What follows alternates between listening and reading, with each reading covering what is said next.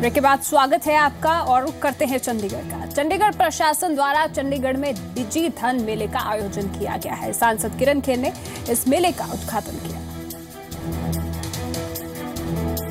चंडीगढ़ प्रशासन द्वारा डिजी धन मेले का आयोजन किया गया है।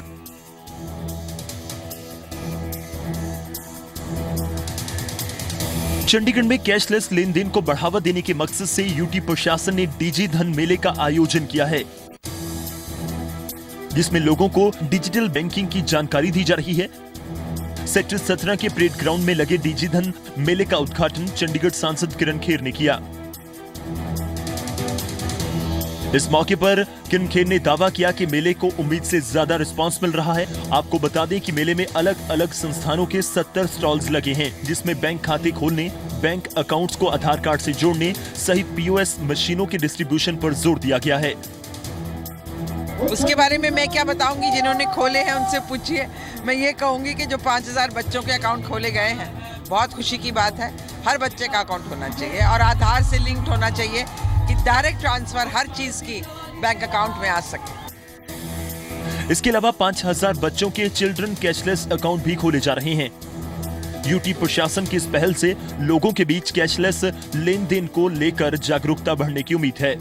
लोगों को अट्रैक्ट करने के लिए और लोगों को जागरूक करने के लिए कई तरह के प्रोग्राम्स जो हैं किए जा रहे हैं, ताकि ज्यादा से ज्यादा लोगों को डिजिटल ट्रांजैक्शंस के बारे में सिखाया जा सके और लोग कैसे कैशलेस हो सकते हैं उसके बारे में बताया जा सके। कैमरामैन सिया राम के साथ नितिका महेश, BC मीडिया, चंडीगढ़। नोटबंदी के बाद बैंकों में जमा की गई रकम से जुड़े चौंकाने वाले आंकड़े सामने आए हैं। बंद पड़े बैंक खातों में नोटबंदी के दौरान 25,000 करोड़ रुपए जमा हुए हैं। सरकार की ओर से जारी आंकड़ों में दावा किया गया है कि नोटबंदी के दौरान अघोषित आय के 3 से 4 लाख करोड़ रुपए बैंकों में जमा किए गए हैं। इस दौरान 60 लाख से ज्यादा अकाउंट्स में 2-2 लाख रुपए से ज्यादा कैश जमा किया गया। आयकर विभाग इन खातों की जांच में जुटा है।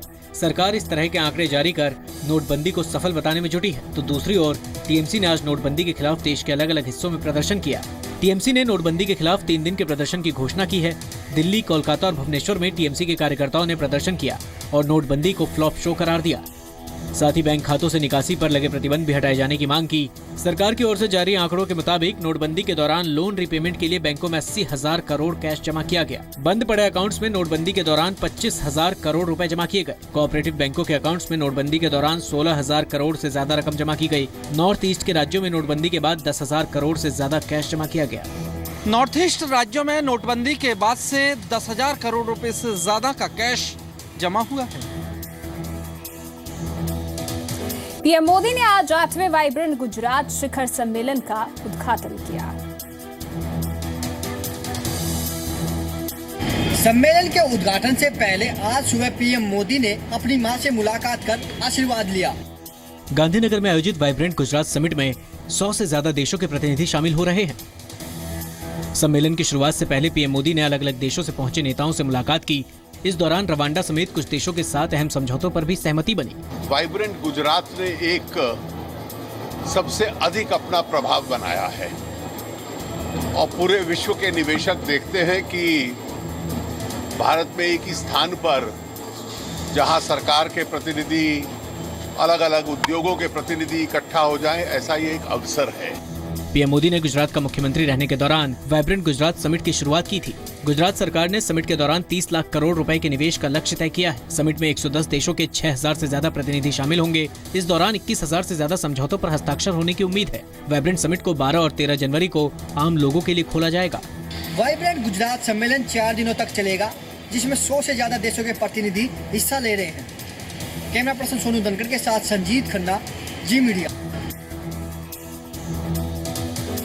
जम्मू में एलओसी के पास तैनात जवान का वीडियो वायरल होने के बाद बीएसएफ से लेकर सरकार तक हरकत में आ गई। बीएसएफ ने कहा है कि खाने की शिकायत को लेकर के 5 से 6 दिनों के भीतर रिपोर्ट आ जाएगी। बीएसएफ के जवान तेज बहादुर यादव ने खराब राशन को लेकर अफसरों पर आरोप लगाया था। अब बीएसएफ ने कहा है कि जवानों के लिए राशन की कोई कमी नहीं है। जो भी हमें राशन मिलता है वो सेम है जो आर्मी को मिलता है। उसकी क्वांटिटी और क्वालिटी में कोई कमी नहीं है। बीएसएफ ने तेज बहादुर के सर्विस रिकॉर्ड को लेकर भी सवाल उठाए हैं। बीएसएफ का कहना है कि तेज बहादुर पर अपने वरिष्ठ अफसरों से मारपीट तक के आरोप लग चुके हैं। अपने 20 इयर्स की सर्विस के दौरान इसकी 4 बैड एंट्रीज हैं, जिसमें इंटॉक्सिकेशन, AWL, अपने सीनियर से लड़ाई, उसका इज्जत न करना, मार पिटाई। बीएसएफ ने कहा है कि जांच जारी है और अगले 5 से 6 दिनों में बीएसएफ में खाने को लेकर की गई शिकायत की रिपोर्ट आ जाएगी और अगर कोई कमी पाई जाती है तो उस पर सख्त एक्शन लिया जाएगा। ये हमारे लिए बड़ा सेंसिटिव मैटर है कि इस तरह की बात सामने आई है और इस इंक्वायरी हो जाने के बाद में जो भी मुद्दे सामने आते हैं उसके मुताबिक जो है अगली कार्रवाई की जाएगी। पूरे मामले पर गृह मंत्रालय ने बीएसएफ से रिपोर्ट मांगी है। बीएसएफ जवान तेज बहादुर यादव ने फेसबुक पर वीडियो शेयर कर अपने वरिष्ठ अधिकारियों पर गंभीर आरोप लगाए हैं। तेज बहादुर का आरोप है कि सरकार की तरफ से भेजा जाने वाला राशन उनके वरिष्ठ अधिकारी बाजारों में बेच देते हैं और जवानों को कुछ नहीं मिलता। तेज बहादुर ने वीडियो में बताया कि उन्हें मिलने वाला भोजन बेहद खराब होता है और कई बार जवान भूखे सो जाते हैं। गृह मंत्रालय को भेजी रिपोर्ट में बीएसएफ ने तेज बहादुर पर आरोप लगाते हुए कहा है कि वो पहले भी कई बार अनुशासन तोड़ चुका है। ब्यूरो रिपोर्ट, जी मीडिया। बीएसएफ के जवान ने भले ही अधिकारियों पर भूखा रखने का आरोप लगाया है, लेकिन इस सब के बीच जम्मू कश्मीर से जवानों की जांबाजी की खबर सामने आई है। बांदीपुरा में सुरक्षा बलों ने एनकाउंटर के दौरान एक आतंकी को ढेर कर दिया है। बांदीपुरा के हाजिन इलाके में आतंकियों के छिपे होने की जानकारी मिलने के बाद सेना ने ऑपरेशन शुरू किया। खुद को घिरता देख आतंकियों ने फायरिंग शुरू कर दी। जवाबी कार्रवाई में जवानों ने आतंकी को मार गिराया। मारे गए आतंकी के पास से भारी तादाद में हथियार और गोला बारूद बरामद किया गया है। आतंकियों की ओर से हुई फायरिंग में सेना के एक जवान भी घायल हुआ है। इलाके में कुछ और आतंकियों के छिपे होने की आशंका के चलते सुरक्षा बलों ने पूरे इलाके को घेर लिया है और सर्च ऑपरेशन जारी है। रक्षा विशेषज्ञों ने बांदीपुरा इलाके को बेहद संवेदनशील बताते हुए ऐसी जगहों पर विशेष ध्यान दिए जाने की जरूरत बताई है। इस इलाके में आज से 15, 20, 25 साल से ये इलाका जबरदस्त सेंसिटिव है, क्योंकि इसकी महत्व को देखकर। इसलिए पाकिस्तान की पूरी कोशिश होगी कि आपकी लाइन ऑफ कम्युनिकेशन जो है उसको हर प्रकार से बर्बाद किया जाए। 21 दिसंबर 2016 तक जम्मू कश्मीर में आतंकवाद से जुड़ी 216 वारदात दर्ज की गई। 19 दिसंबर तक के रिकॉर्ड के मुताबिक आतंकी वारदात के दौरान सुरक्षा बलों ने 150 आतंकियों को मार गिराया। इस दौरान सुरक्षा बलों के 81 जवानों ने देश के लिए सर्वोच्च बलिदान दिया। 21 दिसंबर 2016 तक जम्मू कश्मीर में 216 आतंकी वारदात दर्ज की गई हैं। ब्यूरो रिपोर्ट, जी मीडिया। नोटबंदी के बाद जैसे जैसे कैशलेस व्यवस्था का चलन बढ़ रहा है, वैसे वैसे कार्ड से होने वाली खरीदारी में भी जालसाजी के मामले सामने आ रहे हैं। ताजा मामला गुरुग्राम से सामने आया है। गुरुग्राम के नामी शॉपिंग मॉल में इंटरनेशनल क्लोन कार्ड के जरिए ठगी का मामला सामने आया है। कैशलेस इंडिया बनाने की मुहिम के साथ ऑनलाइन ठगी का धंधा भी जोर पकड़ने लगा है। ताजा मामला गुरुग्राम के एम्बियंस मॉल का है, जहां एक विदेशी नागरिक इंटरनेशनल क्लोन कार्ड के जरिए दुकानदार को चूना लगा रहा था। आरोपी पीटर जॉनसन 1.5 लाख की कीमत के आईफोन खरीद चुका था। गनीमत रही कि बैंक वालों ने वक्त रहते दुकानदार को सूचित कर दिया, जिसके चलते आरोपी विदेशी ठग मौके पर ही दबोचा गया। पीटर जॉनसन मूल रूप से नाइजीरिया का रहने वाला है। ये एम्बियंस मॉल में सोनी सेंटर है, वहाँ से एक नाइजीरिया मूल के व्यक्ति ने 3 आईफोन खरीदे थे, जिस संबंध में HDFC बैंक ने फ़ोन करके उस सेंटर को बता दिया था कि ये जो कार्ड परचेज हो रहे हैं ये क्लोन कार्ड से हो रहे हैं, ना कि ओरिजिनल कार्ड से। तो वहाँ पर ही फिर मौके पर उसको काबू कर लिया गया। उसका नाम पीटर जॉनसन है। बाकी चीज़ें अभी जो है वो उससे पूछताछ करके फिर आपको। साल में 1 दर्जन से ज्यादा नाइजीरियन युवकों को विभिन्न मामलों में गिरफ्तार किया गया है।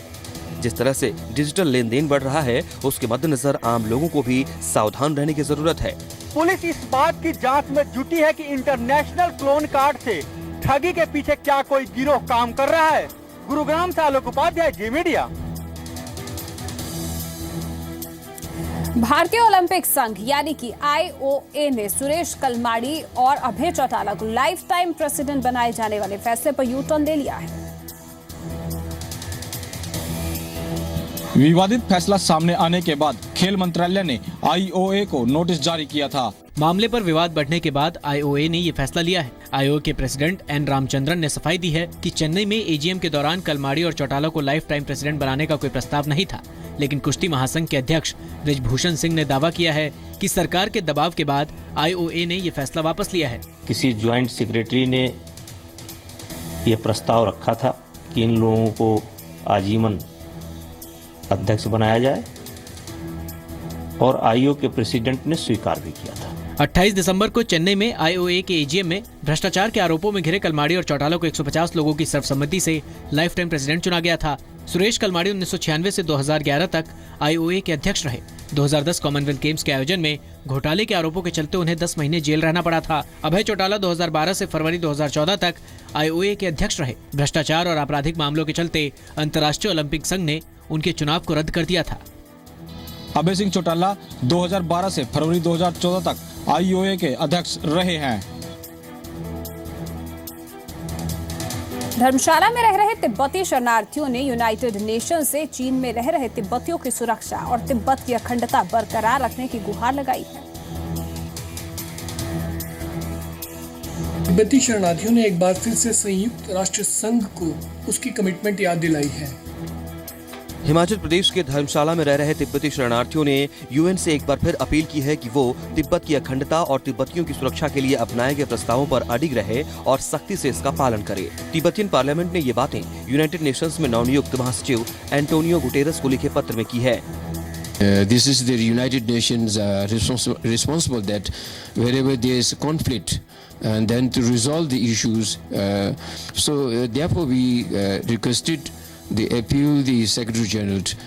तिब्बती संसद ने चीन में तिब्बतियों पर हो रहे जुल्म और अन्याय का जिक्र करते हुए कहा है कि उन्हें सुरक्षा की जरूरत है। वहां रह रहे लोगों को सरकार से किसी तरह की मदद नहीं मिल रही है। हालात दिनों दिन खराब होते जा रहे हैं। The Tibet issue is very much different. Beside the other refugees, compared to the other refugees, we are in exile. तिब्बती शरणार्थियों ने यूएन से मदद की गुहार लगाई है, लेकिन चीन सरकार हमेशा ये दावा करती रही है कि चीन में तिब्बतियों के विकास के लिए लगातार प्रयास किए जा रहे हैं। आपको बता दें कि चीन तिब्बत पर अपना अधिकार जताता है और ऐसे में अधिकांश तिब्बती अपने देश से बाहर रहने को मजबूर हैं। धर्मशाला से ब्यूरो रिपोर्ट के साथ गोपालपुरी, जी मीडिया।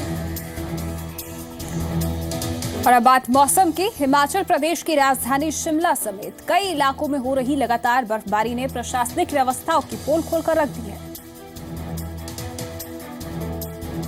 हम इस समय शिमला के प्रसिद्ध माल रोड पे हैं और जैसे कि तस्वीरें खुद बयान कर रही हैं कि सफाई के नाम पर पीडब्ल्यूडी विभाग ने कैसे यहाँ पे बर्फ के छोटे छोटे पहाड़ खड़े कर दिए हैं। बर्फबारी के बाद ये हाल शिमला के सबसे मशहूर माल रोड का है। यहाँ बर्फ हटाई जरूर गई है, लेकिन बिल्डिंग के बाहर ही ढेर लगा दिए गए हैं। सड़क पर सैलानियों के फिसलने का डर बरकरार है। खैर, आम लोगों और सैलानियों को छोड़िए, सूबे के मुख्यमंत्री का हाल भी देख लीजिए। सीएम साहब अपने काफिले के साथ निजी आवास हॉली लॉज के लिए निकले जरूर थे, लेकिन रास्ते में ही उतरना पड़ गया। बर्फ के अंबार के चलते मुख्यमंत्री को पैदल ही आवास तक की दूरी तय करनी पड़ी। उधर कुफरी और फागू के बीच केंद्रीय पेट्रोलियम मंत्रालय के तकरीबन 250 कर्मचारी फंसे हुए थे, जिन्हें एसएसबी के जवानों की मदद से रेस्क्यू किया गया। जाहिर तौर पर बर्फबारी के बाद राजधानी में ही हालात खस्ता हो चले हैं। ऐसे में दूर दराज के इलाकों का क्या हाल होगा, आप अंदाजा लगा सकते हैं। जहां एक तरफ कुदरत के इस तोहफे का सैलानी और बागवान और स्थानीय लोग आनंद ले रहे हैं, वहीं सरकार और प्रशासन की जो कमियां हैं उसके चलते काफी परेशानियों का भी सामना करना पड़ रहा है। कैमरामैन अशोक सोनी के साथ विशाल द्विवेदी, जी मीडिया, शिमला। आज दोपहर भी शिमला में बर्फबारी का दौर जारी रहा। हालात का जायजा लिया जी मीडिया संवाददाता विशाल द्विवेदी ने।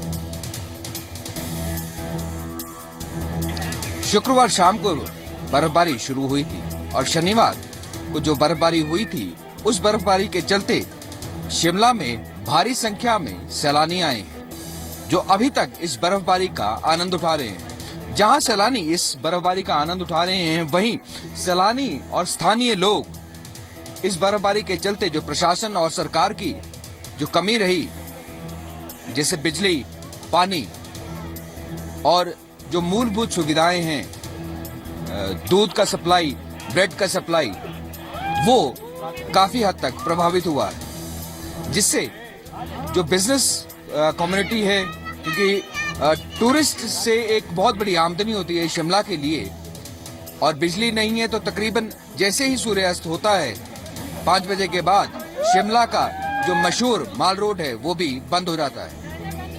अभी थोड़ी देर पहले शिमला में दोबारा से नए स्नोफ्लेक्स देखे गए थे। जैसे हमारे कैमरामैन अगर आपको पैन करके दिखाएं तो अभी भी शिमला के ऊपर काले बादल छाए हुए हैं और तकरीबन 2 बजे से पहले हल्की हल्की बर्फबारी शुरू हुई थी, जिससे जो यहाँ पे अभी मौजूद सैलानी हैं जिन्होंने उस समय बर्फबारी नहीं देखी थी होती हुई, वो अब उम्मीद जता रहे हैं कि उनको भी ताज़ा स्नोफॉल होते दिखने के दृश्य भी मिलेंगे।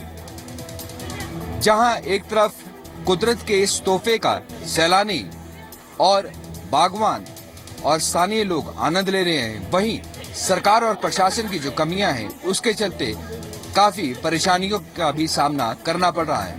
कैमरामैन अशोक सोनी के साथ विशाल द्विवेदी, जी मीडिया, शिमला। डलहौजी में लगातार बर्फबारी का यहां के जनजीवन पर खासा असर पड़ रहा है, लेकिन सैलानी तमाम मुश्किलों के बावजूद बर्फ का मुंह नहीं छोड़ पा रहे। डलहौजी में बर्फबारी से हो रही दिक्कतों के बावजूद सैलानी मौके को कैच करने में जुटे हैं। हिमाचल प्रदेश इस वक्त बर्फबारी की चपेट में है। डलहौजी में भी बर्फबारी के बाद अब तक कई रास्ते नहीं खुल पाए हैं, जिससे स्थानीय लोगों के साथ ही सैलानियों को भी दिक्कतें पेश आ रही हैं। लेकिन फिर भी इनका कहना है कि बर्फबारी अच्छी है। बहुत बर्फ है, बहुत ठंड है। हाँ, इनमें मतलब खुशी भी हो रही है और बुरा भी लग रहा है, क्योंकि हम लोग सरवाइव नहीं कर पा रहे हैं। हमारी गाड़ी बीच में रुक गई थी, लेकिन मजा भी आ रहा है क्योंकि हमने फर्स्ट टाइम स्नोफॉल देखा है। 3 दिन से फंसे हुए, मौसम खराब हो गया है, तो अभी जा रहे, थोड़ा अच्छा मौसम है तो सारा सामान खुद उठा के जा रहे हैं नीचे। बर्फ गिरने से यहाँ पारा शून्य में चल रहा है। कई जगहों पर बिजली आपूर्ति बाधित है। कई जगहों पर कुछ पर्यटक रास्तों पर बर्फ जमने के कारण फंस भी गए। लेकिन बर्फबारी की खुमारी ऐसी कि इन तमाम दिक्कतों का इन पर कोई असर ही नहीं पड़ रहा है। आज भी स्नोफॉल पड़ने की संभावना हो रही है। मेरे को नहीं लगता हम कल भी जा सकेंगे। बच्चों के साथ इतनी टेंशन हो रही है कि कैसे मैनेज करें, कुछ लेना है, कुछ लेके आना है, कुछ भी नहीं कर सकते। टैक्सी वाले भी इतना हो नहीं रहा है और महंगाई भी बहुत बढ़। जबरदस्त बर्फबारी से सैलानी खुश हैं। हालांकि दूर दराज के गाँव में रह रहे लोगों को खासी मुश्किलों का सामना करना पड़ रहा है। डलहौजी से मंजूर मोहम्मद, जी मीडिया। और अब जाते जाते आपको छोड़ जाते हैं पंजाब, हरियाणा, हिमाचल के मौसम के हाल के साथ। पहाड़ों पर बर्फबारी का असर दिल्ली तक नजर आ रहा है। अधिकतम तापमान 20 डिग्री के नीचे बना हुआ है। दिल्ली का अधिकतम तापमान 17 डिग्री सेल्सियस रिकॉर्ड किया गया, जबकि गुरुग्राम का भी तापमान आज 18 डिग्री रहा। हिसार में आज अधिकतम पारा 19 डिग्री तो चंडीगढ़ में 18 डिग्री सेल्सियस नोट किया गया। पंजाब की बात करें तो आज अमृतसर और बठिंडा का अधिकतम तापमान 17 डिग्री सेल्सियस रिकॉर्ड किया गया, जबकि लुधियाना में 16 डिग्री और पटियाला में 17 डिग्री सेल्सियस रहा। पहाड़ों पर बर्फबारी की वजह से कड़ाके की ठंड पड़ रही है। शिमला में 2 डिग्री, हिमाचल में आज मनाली का अधिकतम पारा -4 डिग्री सेल्सियस और धर्मशाला में 5 डिग्री सेल्सियस नोट किया गया। वहीं जम्मू कश्मीर की राजधानी श्रीनगर में तापमान 1 डिग्री सेल्सियस नोट किया गया। हिमाचल के मनाली में तापमान 0 से नीचे चला गया है, जबकि मनाली और धर्मशाला में ठंड ने पकड़ बनाई हुई है। ब्यूरो रिपोर्ट के साथ रविंदर श्रीवास्तव, जी मीडिया।